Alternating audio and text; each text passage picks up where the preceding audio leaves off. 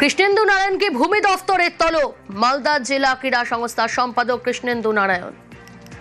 এবার ভূমি দফতরের তলব কৃষ্ণেন্দু নারায়ণকে। মালদা জেলা ক্রীড়া সংস্থার সম্পাদক কৃষ্ণেন্দু নারায়ণ। ঠিক কি কারণে তলব, কি অভিযোগ জানার চেষ্টা করব। সেবক রয়েছে আমার সঙ্গে। সেবক, একদমই দেখো, মালদা জেলা ক্রীড়া সংস্থার সম্পাদক কৃষ্ণেন্দু নারায়ণ চৌধুরী, তাকে ভূমি ও ভূমি সংস্কার দপ্তর তারা নোটিশ পাঠিয়েছে। তাকে হাজিরা এবং শুনানির জন্য বলা হয়েছে। আগামী 27 তারিখ তাকে ডাকা হয়েছে। তিনি অথবা তার কোনো প্রতিনিধি মারফত তিনি হাজির হতে পারবেন এবং তার লিখিত জবাব চাওয়া হয়েছে। মূলত মালদা জেলা ক্রীড়া সংস্থা যে স্টেডিয়াম রয়েছে, সেই স্টেডিয়াম চত্বরে বেশ কিছু জায়গায় সেখানে দোকান ঘর তৈরি করা হয়, বাণিজ্যিক প্রতিষ্ঠান তৈরি করা হয়।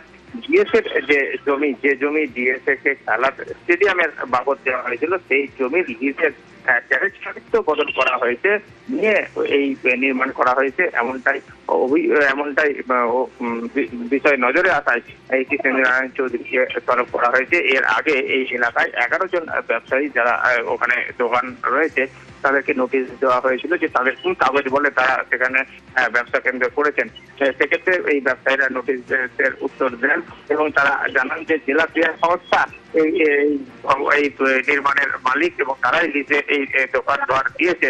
এরপরেই এই জেলা ক্রীড়া সংস্থার সম্পাদক তাকেও তলব করা হলো। যদিও জেলা ক্রীড়া সংস্থার সম্পাদক বলেছেন কাগজ রয়েছে।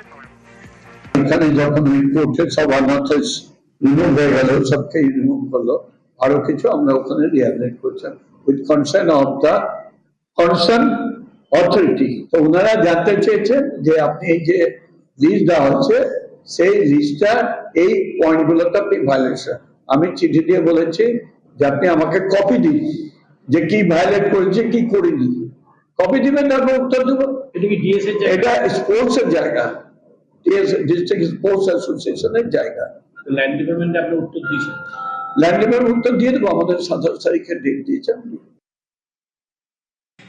এত কনফিডেন্স দেখিয়ে সাধারণ মানুষকে ভয় দেখানো যাবে না, কারণ সাধারণ মানুষ জানে পৌরসভার চেয়ারম্যান যত কনফিডেন্স দেখান না কেন, উনার প্রত্যেকটা কাজের মধ্যে আমরা দেখেছি বিভিন্ন জায়গায় আগামী দিনে প্রচুর দুর্নীতি বেরোবে। জেলা পরিষদের জায়গাতে পৌরসভা ফুল ব্যবসায়ীদেরকে টাকা নিয়ে বসিয়েছে, এক অংশ অভিযোগ করেছে।